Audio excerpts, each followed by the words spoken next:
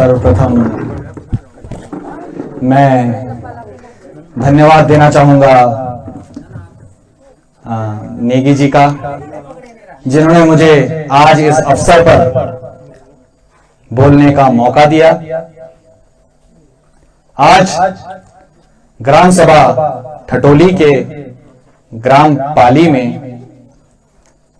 इस सिंचाई हौज के उद्घाटन समारोह में उपस्थित सभी सम्मानित सदस्यगण, इस सभा में उपस्थित सम्मानित बुजुर्गगण, इस सभा में उपस्थित सभी सम्माननीय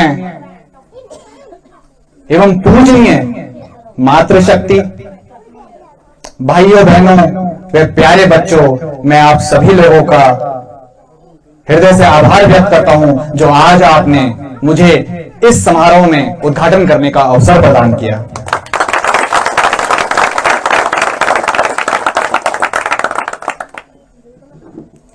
आज मेरे लिए बहुत खुशी का दिन है। आज जब मैं इस गांव ग्राम पाली में आया हूं तो ये गांव मेरे लिए सिर्फ एक गांव नहीं है, कोई क्षेत्र नहीं है, बल्कि मैं इस गांव का एक बेटा हूं। ये गांव मेरी दादी का मैथ है। इस गांव में मेरी दादी का बचपन बीता है। और मैं आपको बताना चाहूंगा कि इस बात को सोचने मात्र से ही मेरे मन में किस प्रकार के अपनेपन और स्नेह के भाव उत्पन्न हो रहे हैं, ये मैं आप लोगों को शब्दों में बयां नहीं कर सकता।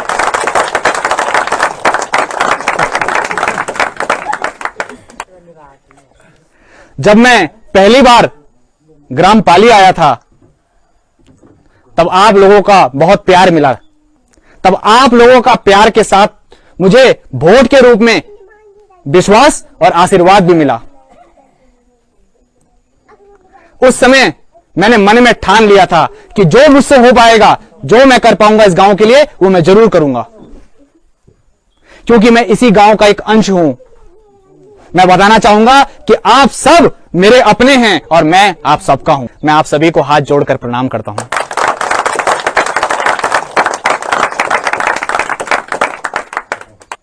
आज भले ही मेरी दादी जी हमारे बीच में नहीं है, परंतु आप लोगों के रूप में उनका आशीर्वाद सदैव मेरे साथ बना हुआ है।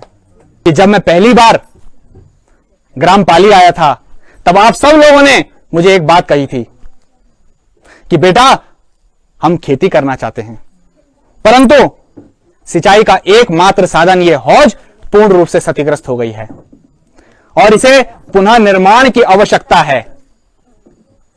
तब आप लोगों की एक मांग मेरे लिए मांग नहीं थी, आदेश था, क्योंकि ऐसी समस्याओं को लेकर के पहले भी कई लोग पलायन कर चुके थे और जो लोग गांव में आज भी थे और खेती करना चाहते थे,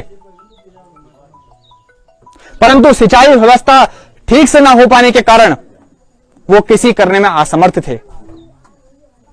वह खेती करना चाहते थे, परंतु हौज के क्षतिग्रस्त हो जाने के कारण वो खेती नहीं कर पा रहे थे। तो मेरा राजनीति में आने के बाद उद्देश्य यही था कि ऐसे कार्यों को शीघ्र अतिशीघ्र करना है।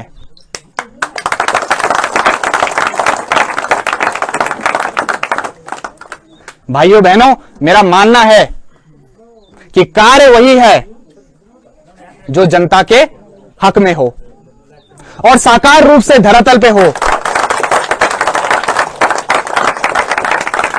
क्योंकि केवल घोषणाएं कर देना और फिर बाद में भूल जाना, मैं उन नेताओं में से नहीं हूं। मैं आपका बेटा हूं, तो ये मेरी जिम्मेदारी बनती है कि मैं आपके सुख दुख में हमेशा आपके साथ खड़ा रहूं।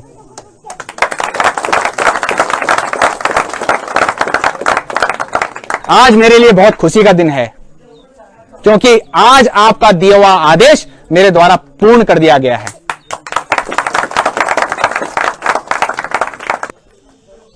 कि जो आज आपने मुझे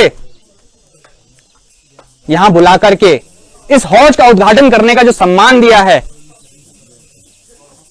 काश अगर मेरी दादी जी आज हमारे बीच में होती तो जो ये खुशी आज मैं आप लोगों के चेहरे में देख पा रहा हूं, ये खुशी मैं आज उनके चेहरे में भी देख पाता।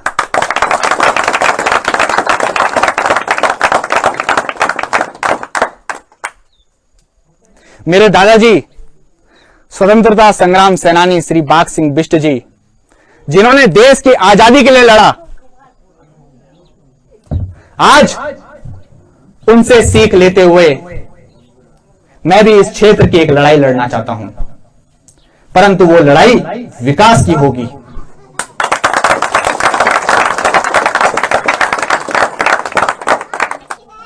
कि जो ये कार्य हौज का था, ये तो पूर्ण हो ही चुका है। अब आप लोगों की खेती को आगे जंगली जानवरों से बचाने के लिए मैंने 2 किलोमीटर तारबाड़ जिला योजना में स्वीकृति हेतु प्रस्तावित कर दिया है। और 2 किलोमीटर जिला योजना में मैंने जो तारबाड़ को स्वीकृति हेतु प्रस्तावित किया है, उसका सबूत ये कागज है। ये कागज है, पर मेरे लिए इस कागज से भी कहीं ज्यादा कीमती आप लोगों का वो विश्वास है जो मेरे ऊपर बना हुआ है।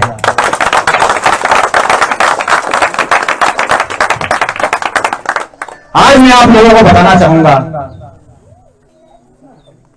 कि ये जो विश्वास है जो आपका मेरे ऊपर बना हुआ है, इसे तोड़ने के लिए विरोधी कई प्रकार के षड्यंत्र करते हैं, क्योंकि यही विश्वास मेरी ताकत है। आज हमारे देश के प्रधानमंत्री जी एक साधारण व्यक्ति होते हुए उस पद तक पहुंच गए, कैसे? जनता के विश्वास की ताकत थी वो।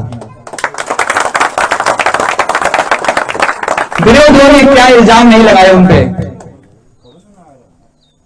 उनको हत्यारा कहा, उन पे अनेक अनेक प्रकार के इल्जाम लगाए, परंतु जनता का उनके ऊपर से विश्वास नहीं टूटा और आज वो देश के प्रधानमंत्री बन चुके हैं। भाइयों बहनों, आज राजनीति का स्तर इतना नीचे गिर चुका है कि सत्ता में बैठा हुआ वो व्यक्ति ही नहीं, सत्ता की चाहत रखने वाला वो मौका परस्त नेता भी हर उन आगे बढ़ते हुए हाथों को काट डालना चाहते हैं जो क्षेत्र और क्षेत्रवासियों को मजबूत बनाना चाहते थे, उनका विकास करना चाहते थे। अगर आपका विश्वास अपने बेटे के साथ रहेगा तो वो अपने मकसद में कामयाब नहीं हो पाएंगे।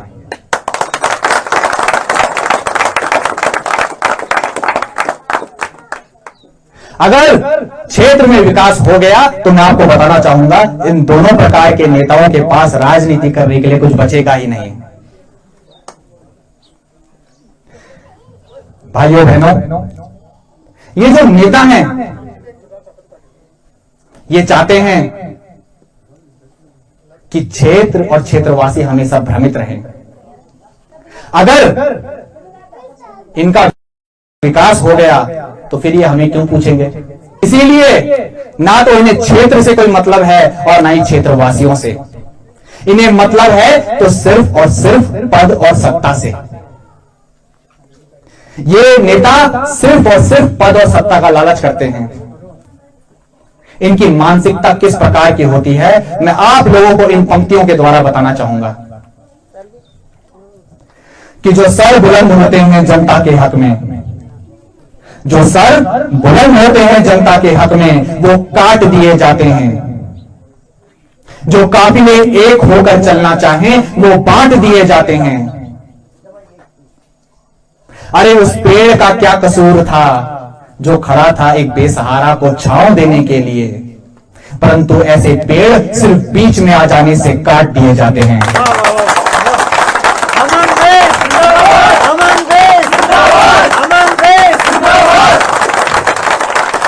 मैं आपको बताना चाहूंगा कि ये लोग कितने भी ताकतवर क्यों ना हो, इनके पास पैसा और धन दौलत कितना भी क्यों ना हो, इनकी जान पहचान कितने बड़े बड़े लोगों से क्यों ना हो, जब तक आप लोगों का विश्वास और आप लोगों का आशीर्वाद मेरे साथ है, ये मेरा कुछ नहीं बिगाड़ सकते।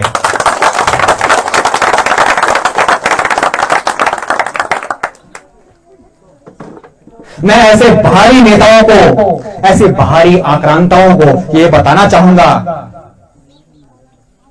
कि वाकिफ कहां जमाना हमारी उड़ान से, कि वाकिफ कहां जमाना हमारी उड़ान से, वो और थे जो हार गए आसमान से।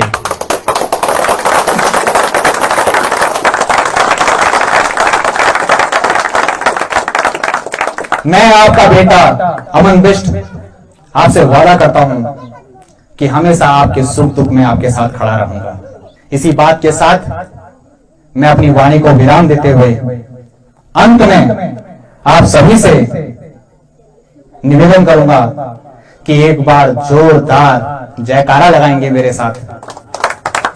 जय मां वैष्णो देवी की, जय बाल कुमारी मां की, जय नीलकंठ महादेव की, जय महाबगढ़ महादेव की, जय दुर्गा माता की, जय भरे बड़ी देवता की, जय यमकेश्वर महादेव की। अमन भाई जिंदाबाद, अमन भाई जिंदाबाद, अमन भाई जिंदाबाद, नाथ शंभु भोले, नाथ शंभु भोले, नाथ शंभु भोले, नाथ शंभु भोले। एक हाथ डमरू शंभु भोले, एक हाथ त्रिशूल शंभु भोले। काला सर्पों की माला शंभु भोले, अंक बगमारी झाला शंभु भोले। काला सर्पों की माला शंभु भोले।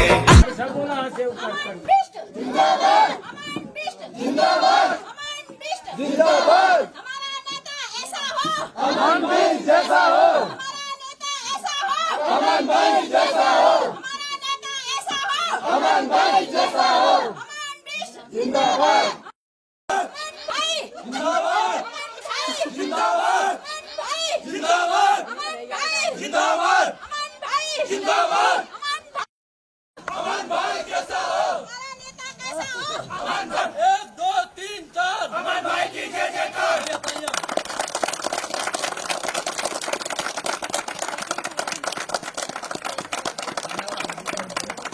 अमन भाई जिंदाबाद, अमन भाई जिंदाबाद, अमन भाई जिंदाबाद। हमारा नेता कैसा हो, अमन भाई जैसा हो, हमारा नेता कैसा हो, अमन भाई जैसा हो, हमारा विधायक कैसा हो, अमन भाई जैसा हो। मैं यहाँ पे मौजूद अपने जोशीले भाइयों का सबसे पहले धन्यवाद देना चाहूँगा। यहाँ पे मौजूद हमारी माता शक्ति, मेरी चाची, ताई, खुली, सभी को जो है मेरी तरफ से बहुत बहुत मेरा धन्यवाद कि आप मेरे साथ इतनी दूर तक आए। और मैं चाहूँगा कि आगे भी आप मेरे साथ इसी तरह चलते रहें और इसी तरह जोश बरकरार रखें। अमन भाई जिंदाबाद, अमन भाई जिंदाबाद।